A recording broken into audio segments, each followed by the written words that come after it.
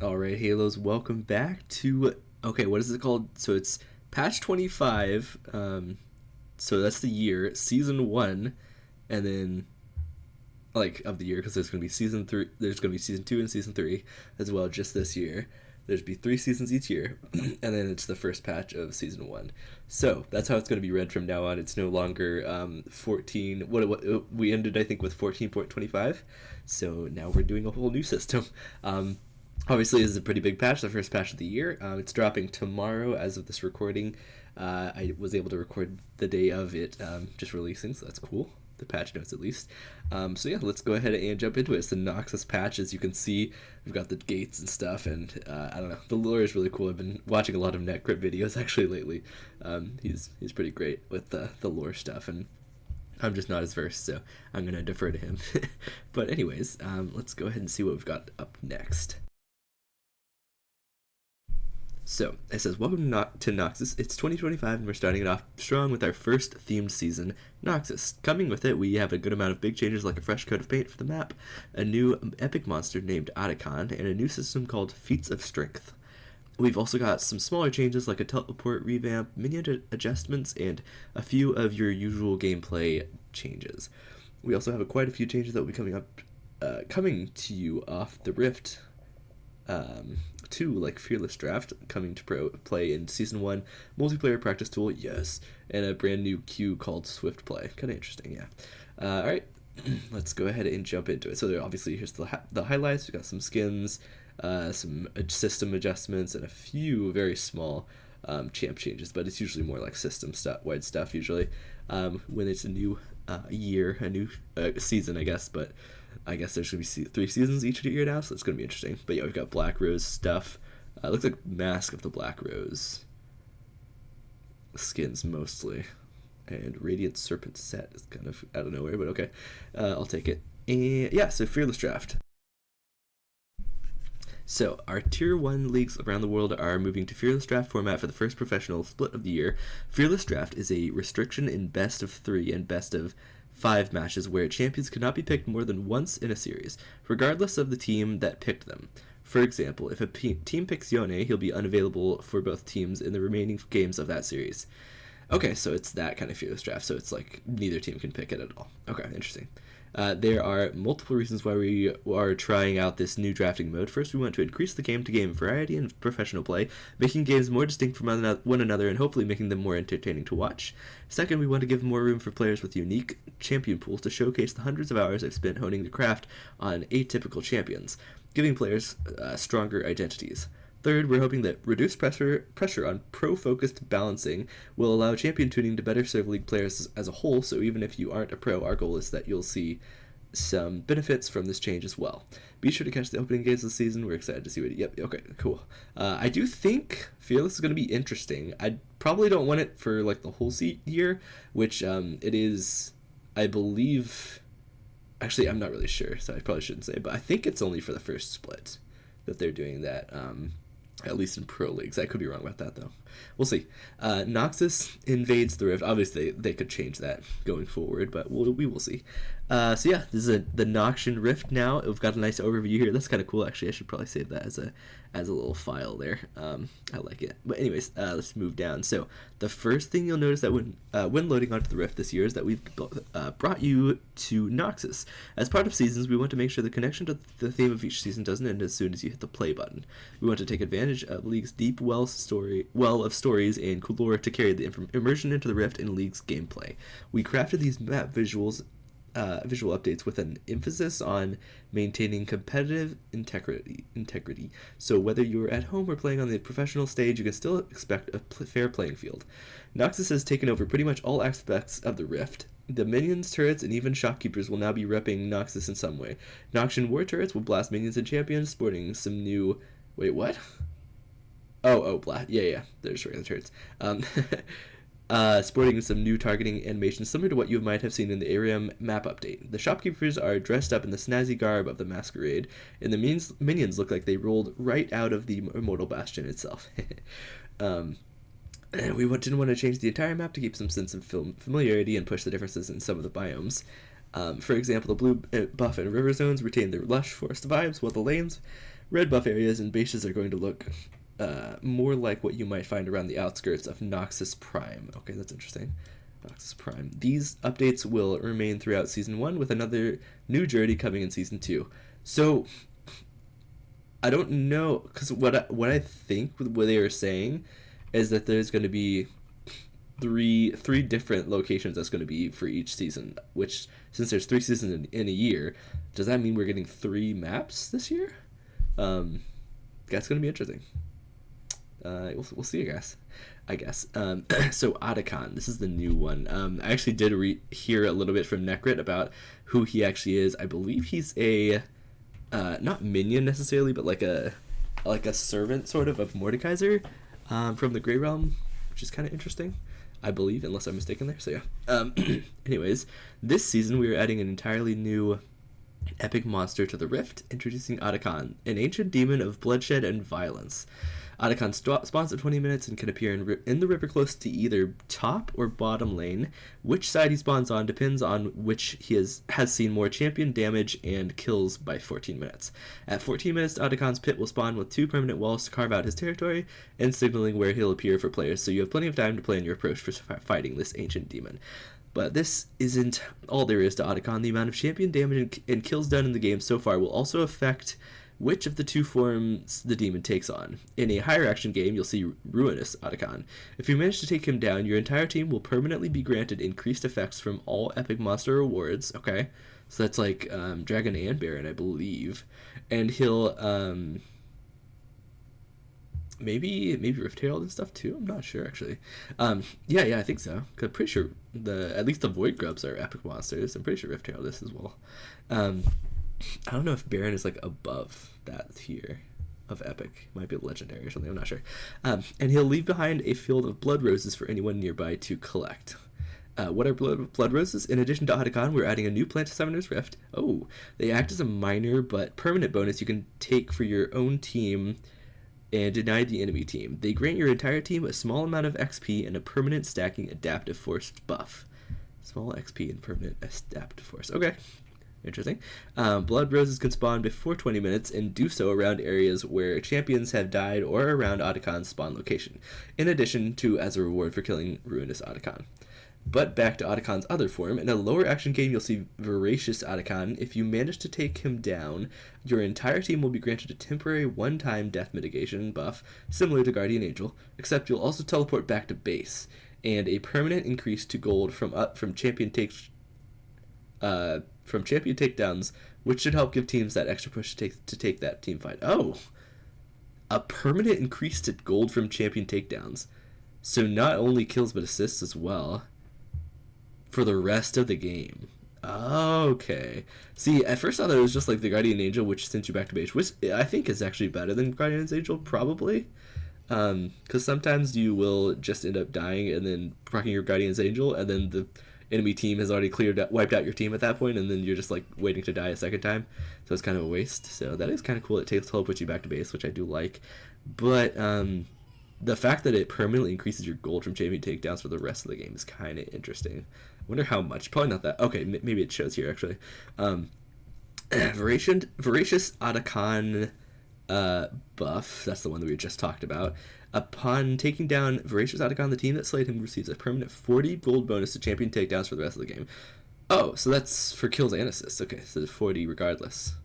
Interesting. Okay, I mean, it's definitely something. So instead of like, the normal 300 base or whatever it is, it's now 340. And a one-time death mitigation effect for the next 150 seconds. Oh, you only get it for what, 2.5 minutes? 2.5 minutes. Wow, that's actually shorter than I thought. It is sometime, I guess. If they would die, instead the player will enter stasis for 2 seconds and return to base after another 3.5 seconds. When this happens, the would-be killer instead gains 100 gold and 1 blood petal for their team, so it's not like a waste of time to kill the person, of course. Ruinous Otacon buff, so that's the other form, the first one. Upon taking down Ruinous Otacon, so that's the one with less action or more? At a higher action, you get Ruinous. Okay.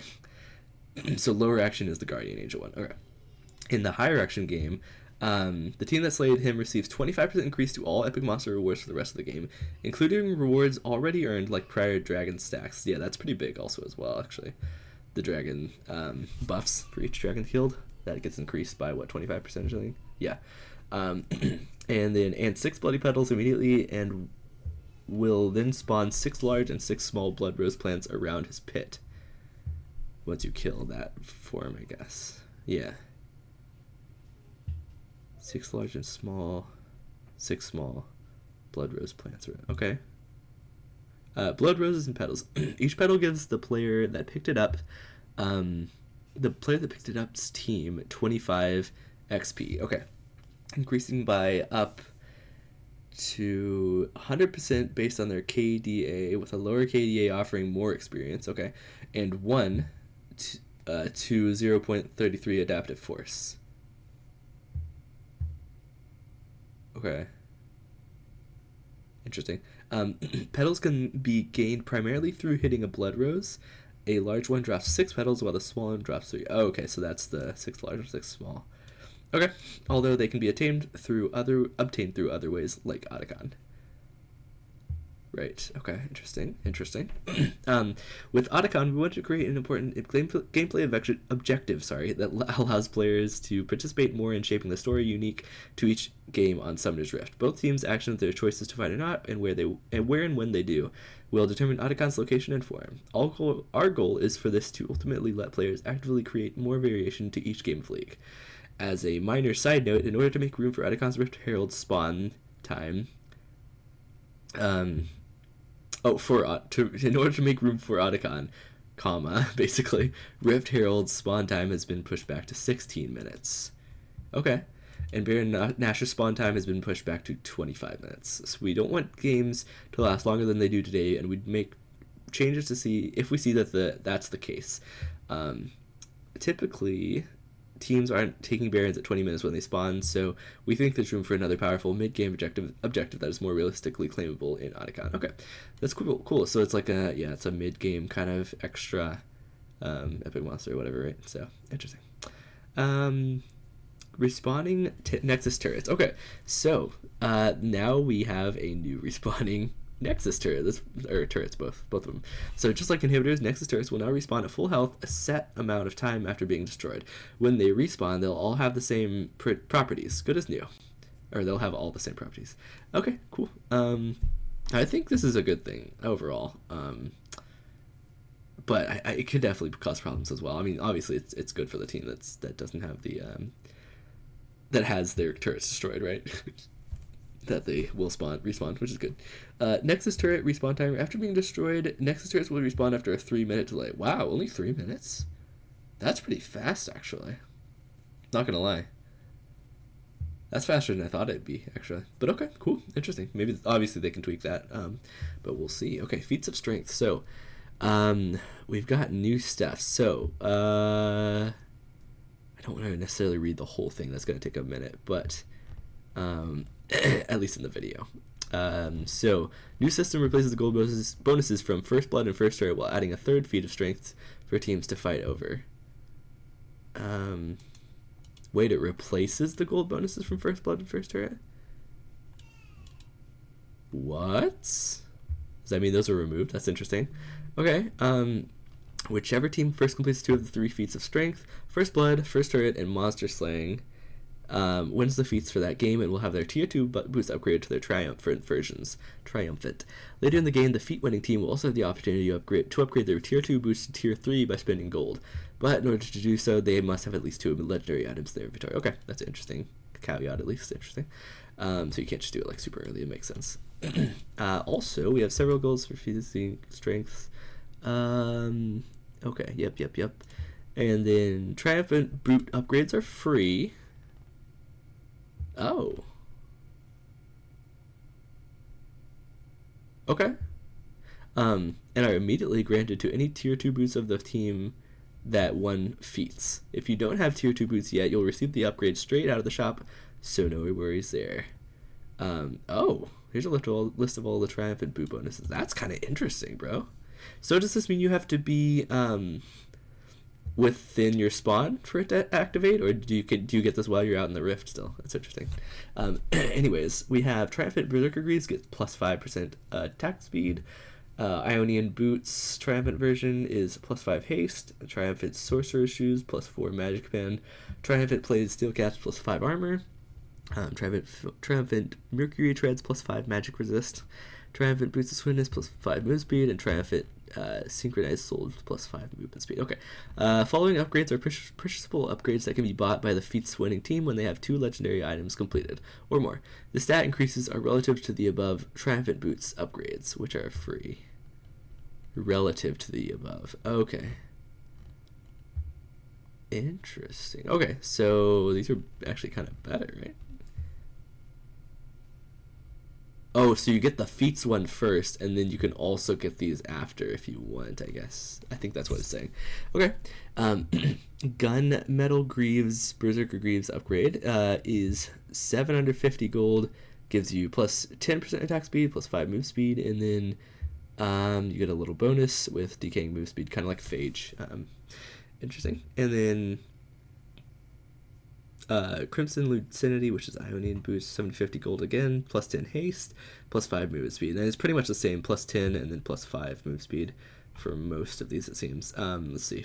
Ionian Boots, upon damaging an enemy with a spell using a summoner spell or buffing an ally with a spell, gain movement speed for 4 seconds.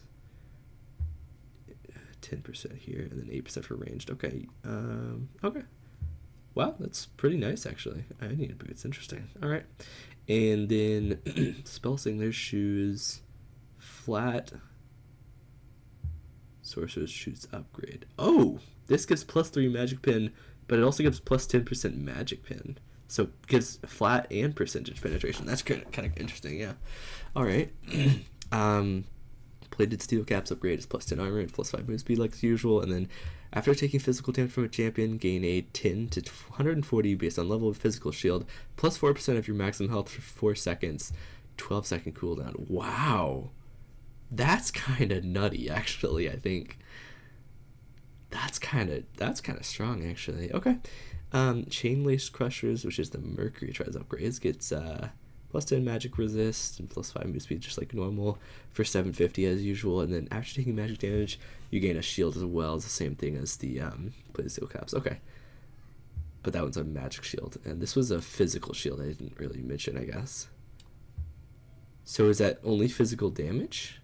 Or is that just all damage? And this one's just specifically magic shield. Okay, interesting. I think that's true, but I'm not sure. Swift March, which is the Boots of Swiftness upgrade. It plus 10 movement speed, but it also increases your total movement speed by 4%. This multiplies all other forms of movement speed. Note this is multiplicative with other percentage movement speed increases, making it much more powerful than a standard movement speed increase. Oh, okay. So yeah, that's quite a bit of speed. The udyrs of the game are going to be really happy. Forever Forward, I would assume they'd get that, but maybe not. Forever Forward, this is a Synchronized Souls.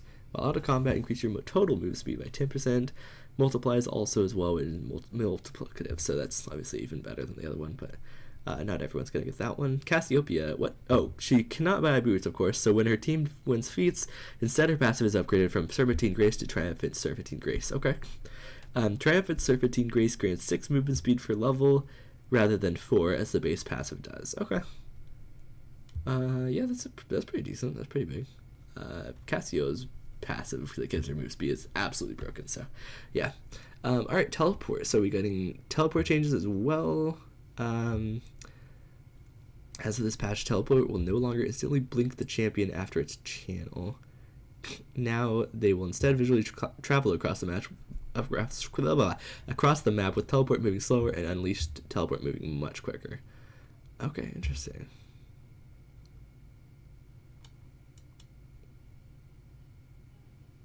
Okay, so now the early teleport has a long travel time. We're reintroducing to target the capability to target move forwards and minions. There's more time to react to an upcoming teleport.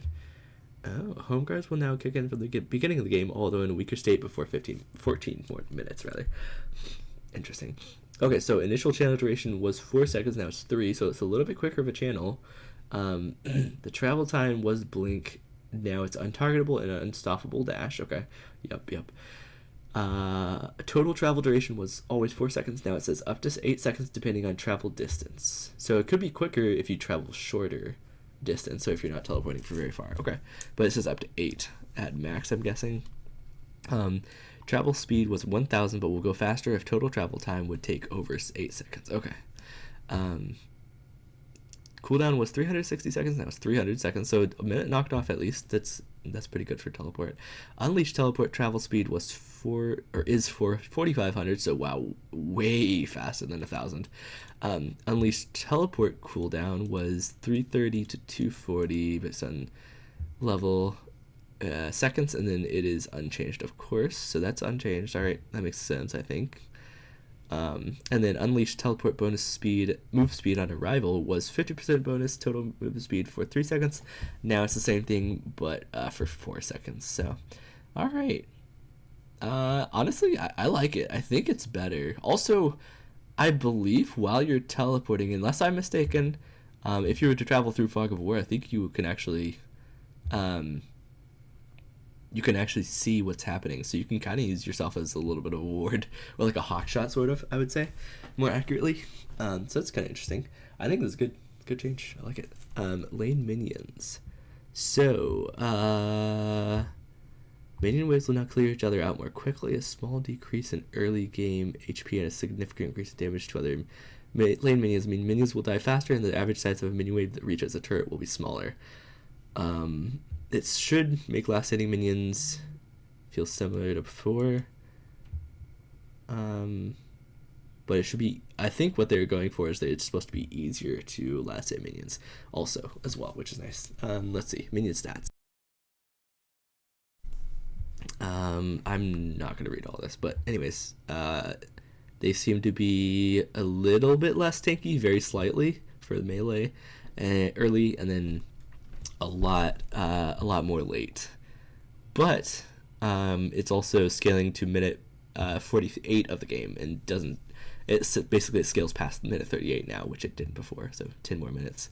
Melee minion armor is up, but it also it scales past the previous minute 38. Now it's 42. Melee minion AD, slightly better, but not much change there. And then it also says plus 2% lane minion current HP at minute 1 to 42. So they now have lane, enemy made lane minion current HP damage. So that's not current HP damage versus champions also. I was kind of wondering this actually. So that's kind of interesting. Okay. What? Wait, I just noticed this. Sorry. Let me read this real quick. We're maintaining the health... real quick, sorry. We're maintaining the health of total minions around the 6-minute mark, as this is when some champions start to unlock one spell destruction of caster minions, but otherwise we're scaling them longer into the late game. About 10% of Summoner's Rift games reach the 38-minute mark, so having minions scale beyond that point, mostly in terms of health, ensures they're still able to tank for you on your push into the enemy base. But because we don't want them to steal the show, this minion scaling is still capped, especially in the case of canon and super minions, who now stop scaling at 90 minutes instead of up to 7 days. What? I didn't know they scaled even that long. That's crazy. That's crazy. Okay, anyways, sorry, let's get back to it. First canon minion, it now spawns on wave 4 instead of wave 3. So I think minion waves are going to be a lot different to control and honestly learn as well, so it's going to be kind of interesting. Also, ranged minions have a similar thing to the melee. Looks like they scale a lot longer, actually 56 minutes actually instead of the 38 as before. That's interesting. And what else do we have here? That's pretty much it. Ranged minions AD is lower. The health is also a bit lower. Of course, they deal more damage here, though. And then first canon minion wave, I already read that. For canon minion HP, very little is changed there. And then, okay, so it looks like at minute 230 they spawn in, which it might have been with the same thing as before, I'm not sure. Probably not, though, right? Minions spawn at like 1:30, right? So 1, 2, 3. Wait, 30. So 2. Wait, what? No, minions spawn at 1. Sorry, minion. Jungle camp spawn at 1:30. That's right. Sorry. So 1, and then 30 is 2, and then 30. Wait, 2 is 3. So yeah, it spawns 30 seconds later. I'm pretty sure. Anyways, and then obviously they deal the minion current HP as well. The damage is up a little bit, so that's there. And then cannon minion HP scaling stops instead of 175 minutes. Wow, was the old one. That's crazy. Why did they have it like that? Now it's 90 minutes. And then the AD scaling stops instead of 7 days at 90 minutes, which is kind of interesting. Super Minion HP scaling stops at 90 minutes instead of 150 minutes. And then Super Minion AD is a little bit nerfed, actually. Not a whole lot, though, just a bit. And then the AD scaling also stops at 90 minutes instead of 300. So that's interesting. All right. Which I think is, 5 hours, right? Something like that. Miscellaneous rules. Minion XP range is getting buffed by 100 units. Wow, that's pretty big. So it was 1,400, now it's 1,500. That's interesting. Also interesting to note as well. I didn't even realize that was like a written down amount, so that's kind of cool to know. Minion turret and minion champion damage. So minion damage to turrets or minion damage to champions was 50%. Now it's 55%, I guess. So they deal more damage, it looks like. And then ambient gold start time was 150, now it's 140. Functionally, everyone has 20.4 more gold. So yeah, it starts ticking a little bit earlier, which is actually really, really nice, actually, I think, in my opinion. Maybe not that useful, honestly, overall, but we could see. Sometimes you are just like a couple gold off from getting an early assist or something, so that's kind of interesting. Anyways, turrets. Let's see. Heat damage amp is 40%. Was 40% per stack at a 220% max damage, and then now it's 50% damage per stack, and then it maxes out at 250% damage. And then heat duration was 3 seconds. Now it's 5, so it takes a lot longer, 5 whole seconds to drop the heat before they can cool down, and then you can reset it basically, or it will be reset actually at 5 seconds, I guess. Fortification damage reduction was 85%. Now it's 50%. Okay, so that's a lot better. That's kind of cool. Actually, I kind of like that, I think, because dealing like 12 damage to a tower is not very fun. So interesting. Raising the max damage when heated up, increasing the duration. Yep. So maybe I'm crazy, by the way. If anyone knows in the comments, let me know. I actually can't remember. I'm pretty sure it can't heat up. I think it can't heat up off minions and then also target you and still be heated up. Is that correct? Or once it switches from the minion, the heat resets, and then like switches from the minion to you, does the heat reset? Does the heat reset, or does that continue from the minion being heated up a little bit? I don't know, actually. So let me know. I am not sure, because I feel like it heats up off the minions and also will switch up that heat to you as well. Like it'll continue to build up the heat and not like reset. All right, anyways, champion bounties. So negative bounties no longer ignores the first negative 50 gold. Okay. Negative bounties. A kill and assist gold per 1 negative bounty was 4, now it's 5. So let me read this real quick. We're simplifying the bounty rules for champions who are underperforming so that players can more easily understand how champions got to their bounty states. Will no longer be ignoring the first negative 50 gold in negative bounty states, which means that 0-1 and 0-2 champions will tend to be worth less gold than before. Oh, okay. In order to roughly equal the total value long term, we're also slowing the rate at which kills, deaths, and assists affect base gold. Positive bounties shutdowns are unaffected. Okay. Swift play. So it's coming to League of Legends in select regions. Swift play is a faster way to experience authentic Summoner Swift gameplay that's focused on letting all 10 players experience their champion's fantasy within a game of League with the same skill tests, but doesn't punish early game disadvantages disadvantages nearly as hard. This means making sure everyone gets a chance for their champions to lane, teamfight, scale, and test their champions' limits. Check out Swiftplay dev blog. The initial release is in regions that already have an unranked queue option besides quick play, so normal draft. Okay. Quick play has been replaced with swift play in the following shards. So, North America, Latin America, North, South, Europe, West, Nordic, and East, Brazil, Russia, Turkey, Taiwan, and Vietnam. Okay, so not China, or not Korea as well, which is interesting. Additionally, all queues of co-op versus AI have been updated with the gameplay rules of swift play. Oh, interesting. We're gonna have to hop into some AI games. All right, Summoners Rift Ranked Season 1, 2025. All right, let's jump into it. So, it will start on the 9th of January. Okay, so 2 days from now? Oh, that's ranked, right? Yeah. Okay, so we have like 1 day of this patch before it'll jump into ranked. During the short ranked season cooldown window, ranked queue will still be up whenever it's available, but the progress won't count as per usual. Okay, let's see. Apex Duo. Will be temporarily disabled, so it would be turned on the second batch. Seasonal ranked reward tracker has been sunset. Oh.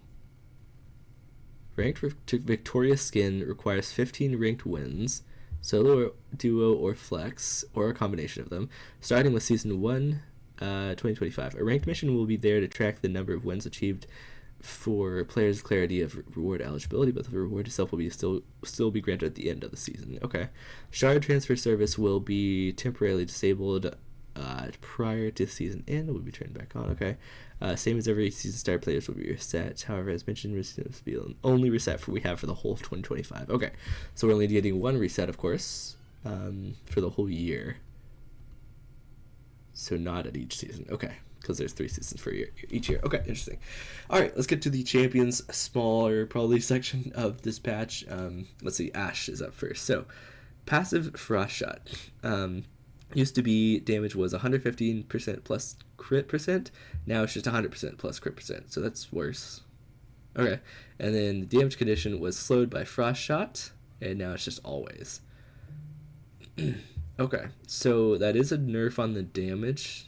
So basically, once you hit your first auto attack, you apply Frost Shot, but you don't actually deal that extra damage as if you were hitting a Frost Shot affected. Now her first attack will give the Frost Shot, and it will apply that. So that's kind of nice. Ashe would never get bonus since I'll play. Okay. So I believe this is a little bit of a nerf in damage. I don't know exactly how much. I mean, maybe it's just right there. That's how much. But yeah, you do always get that frost like slow on every attack, including that first attack. You'll get that bonus damage from the crit percent as well.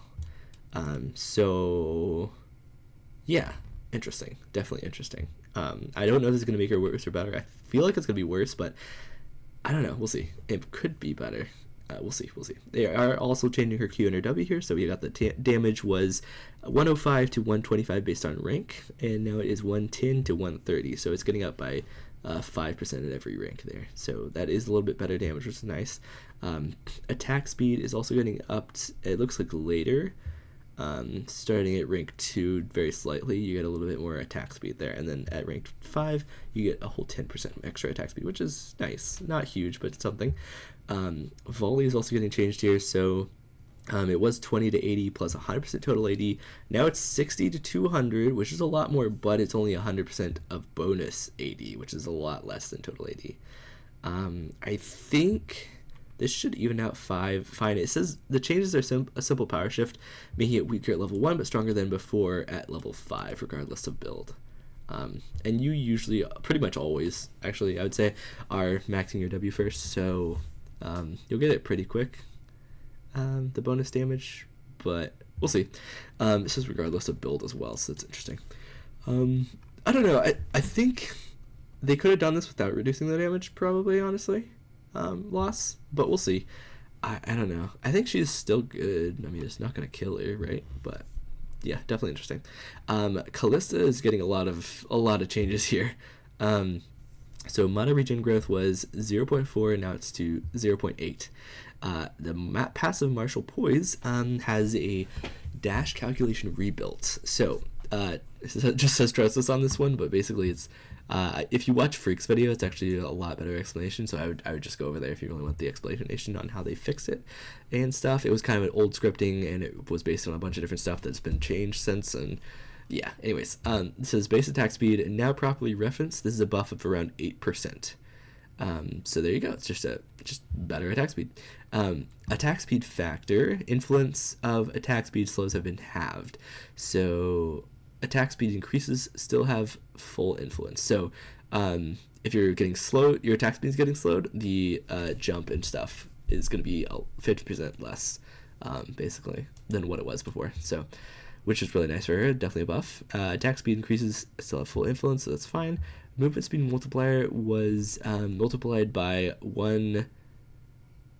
I'm not sure what the dash is, or 1 minus slowed percent, I guess. Now it's multiplied by 0.2% total movement speed plus 0.28, which is some numbers. This is typically close to 100%, but now benefits from bonus move speed and is more resilient to slows. The minimum multiplier is 48%. Okay, and then dash animation restored Callista's dash animation when basic attacking. Interesting. So yeah, basically I would say just go to Freak's video and watch that, because it's the best way to explain this. I'm not going to be able to do it better, I promise. So, but basically she's getting fixed really well, which is good. And then Q Pierce damage was, so we've got 120 to 280, so it's down by 10 at every rank basically, in the flat area, and the total AD is unchanged there, which is fine. I think that's good. That's fine, probably. Mana cost is also going up by 10 at every rank as well. So that's, I don't need to straight up nerf on a Q, but I don't think it'll be too bad. Plus, she is getting basically buffed here, essentially. So she does need at least something somewhere. Ren damage per additional stack was, let's see, now it's down by 1 flat damage. Wait, 1 flat damage early, 2, 3, 4, 5 flat damage. Wait, what? No, 1 flat damage, 2 flat damage, and then it jumps to 5 flat damage, and then 8 flat damage, and then 9 flat damage. Okay, interesting, kind of a wonky number there, number pattern at least. And then the 25 to 45% total AD ratio based on rank, also what the flat damage is based on rank, is now at 20 to 40%. So it's just getting down by 5% total AD at every rank. So definitely nerfing her quite a bit, which I think she probably deserves due to pro play at least, possibly. But plus with this stuff getting fixed to be a lot better, her passive, and working better, I believe, it should just be more balanced. So I think that's good. I think everything's really good there. And then Twitch, I'll definitely have to try her out, obviously. Twitch is up next. We got W Venom cast, slow amount. Let's see.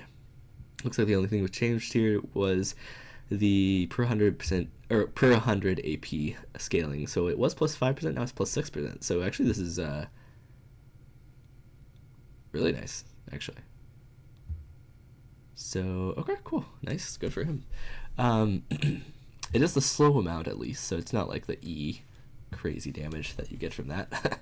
So it's not like the hugest of deals, I guess, but yeah, definitely interesting. Varus, and it's for the AP variant, which is probably less common, I would say, almost certainly. And then Varus is up next. So the mana was 360, now it's 320, so he's losing 40 mana there on the base. Q piercing arrow, looks like the mana cost is going down, which is really good. So that makes up for it a bit. It's down 15 at rank 1, actually 15 at every rank. Yeah, it's down 15 at every rank, which is really, really large, actually. Really good. Love to see that. W Blighted Quiver, we have on hit damage was 8 to 28 based on the rank. Now it's 6 to 30. So very slight, like, I mean, it's down by 2, and then it's down by 1, and it's down by 0. It's up by 1, and it's up by 2. So it's good, just as long as you max it, basically. Yeah, probably put at least 3 points into it if you want the same amount. But okay, interesting. What else we got? Hail of Arrows. So mana cost was 80, now it's 90. So that's obviously this is a really strong ability, so I think that's probably fair that it is a bit more. But yeah, just kind of moving around a little bit of damage there, sort of. I would say overall, probably overall a slight nerf. But honestly, he can do just fine with this. I don't think it's really a big problem or anything. Could be seen as a buff, honestly. Okay, items. Bloodletter's Curse. So, AP Bruiser's Lack of Pan or Shred item with stats that feel good for them to purchase. So we're bringing over Bloodletter's Curse from Arena to accommodate that need. So it's 2,900 gold, Haunting Guise, Fiendish Codex plus 750 gold. Gives you 60 ability power, 350 health, 15 ability haste, and gives you Vile Decay passive, so dealing magic damage with abilities or passives. 2 champions, reduces their magic resist by by 5% for 6 seconds up to 30%. So basically it's a Black Cleaver but for mages. Makes sense. I think that's just fine. Yeah, I was gonna say definitely Brand will probably like it, but Mordekaiser and Gwen, it looks like they want more or less specifically building this item. The following runes have been removed. Oh no! Ghost Poro, Zombie Ward, Eyeball Collection, Nullifying Ward. Honestly, that's fine actually. Never mind. Yeah, they were kind of rough. The following runes have been added. Okay, so Deep Ward. Stealth wards placed in the enemy jungle are considered deep, and after level 11, stealth wards placed in the river are considered deep as well. Deep wards gain 1 extra health and plus 30 to 45 second duration. Plus 30 to 120 seconds for yellow trinket stealth wards. Okay, cool. Sweet. I love this. That's good. It's a really good one. Sixth Sense. Automatically ping untracked and unseen wards within the 900 units after level 11. Sixth Sense will also reveal the ward for 10 seconds. Oh, wow. Nice. 300 second cooldown for melee champions. 360 second cooldown for ranged. Oh, wow. That's a long one. Whoops. My bad. Oh, my gosh. Hello. Sorry, I went the wrong way. Anyways, wow, that one actually kind of sucks. I think that's a long cooldown, man. I mean, it's nice to have an extra like sweeper, basically. I suppose that seems really long though. Isn't that 5 minutes, right, or 6 minutes for ranged? Wow.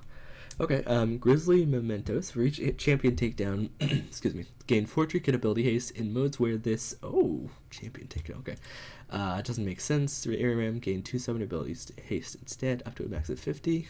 In modes without wards, all players that select Deep Ward or Sixth Sense will automatically be swapped to Grizzly Mementos instead. Okay. Okay. Interesting.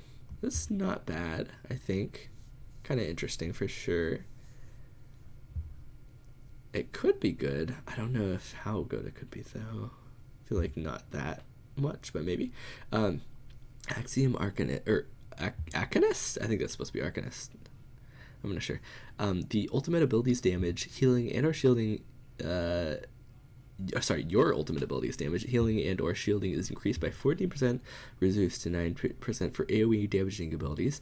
Takedowns on enemy champions refund 7% of your ultimate ability's current remaining cooldown. Yes, I love this. I like this a lot.